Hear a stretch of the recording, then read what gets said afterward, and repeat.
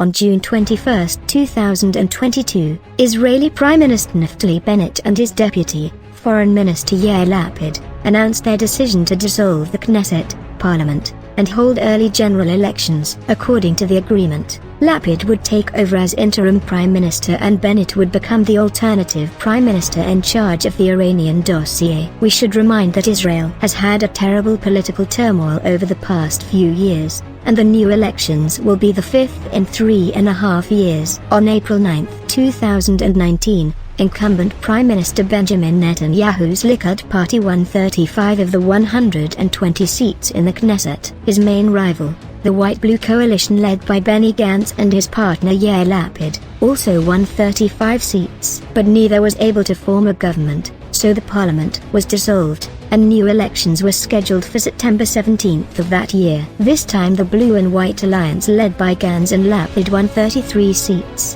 while the Likud won 32. Again, neither party was able to form a government within the necessary time, so the Knesset was dissolved and new elections were scheduled for March 2020. At that time the Likud won 36 seats, and the Blue and White won 33 seats, but again they failed to form a government. Netanyahu and Gantz agreed to form a government in Really, but there was a disagreement between Netanyahu and Gantz over the budget which was not passed. The Knesset was dissolved in December 2020. During the March 2021 election campaign, Netanyahu's Likud won 30 seats, and the White and Blue alliance between Lapid and Gantz fell apart. Netanyahu still failed to form a government, so a shaky bloc was organized between 8 parties that were united by the idea of removing Netanyahu from power. Thus, on June 13 last year, a coalition government emerged. The parties agreed that the premiership would rotate between Lapid, the leader of the centrist Yeshatid party,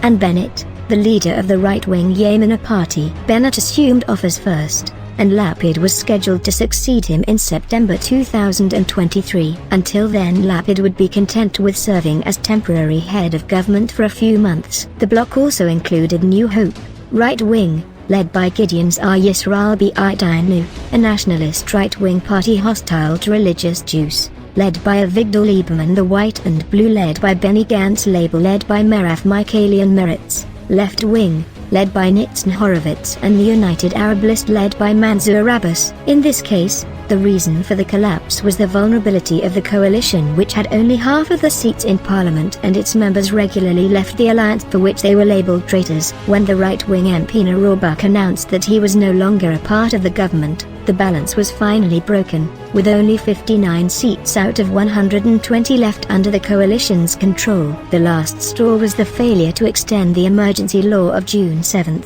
according to which Jewish settlers in the occupied West Bank are considered Israelis, with the same rights as everyone else. The head of the religious Zionist political alliance, Bezalel Smotrich, also proposed a law that would establish Israeli sovereignty over the occupied West Bank, an initiative that also divided Prime Minister Naftali Bennett's government. If Smotrich's bill had been passed, it would have led to the application of Israeli laws in the West Bank, which would then formally become part of Israel by annexation. But Bennett stated unequivocally that his country would not annex the West Bank. At the same time, it was said that there would be no cooperation with the Palestinian Authority either. Now Benjamin Netanyahu will try to have revenge, although this will most likely be the last time he tries to become prime minister. There have also been rumors that Netanyahu apparently hopes to hand over the state to his possible successor. For this to happen, the right conditions must be in place, both from a security and an economic point of view. However,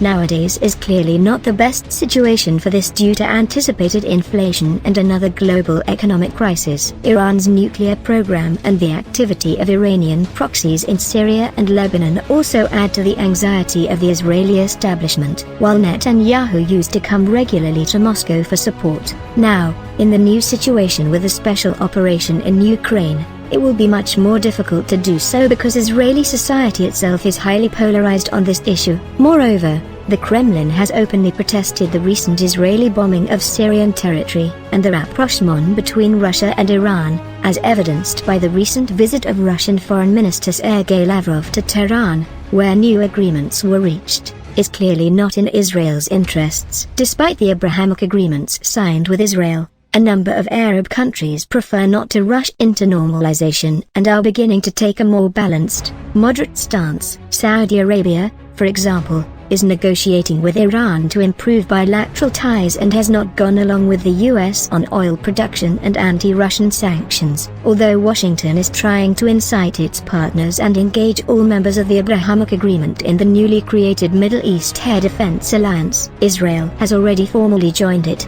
as recently announced by Defense Minister Benny Gantz. Obviously, the new election process will be difficult, and not only for Netanyahu. On the one hand, it will be necessary to find answers to the current challenges as presented by Israeli society, and on the other hand to try not to escalate the conflict against Iran, Syria and Lebanon, which will provoke reactions not only from these countries but also from other regional players and of course major actors, including the United States, which is clearly not ready to open a new front also against Iran. This situation brings to mind the statement of Israel's first Prime Minister Ben-Gurion, who said that their state suffers from chronic inferiority. He was referring to the demographics and the territory, which in his time was much smaller. This inferiority was the reason for the repatriation program, which Israel spared no expense and no effort to expand through the occupation of Palestine. But the current situation indicates that this chronic inferiority has persisted and is characteristic of Israel's political system as a whole. If the leadership of this political entity had thought more rationally,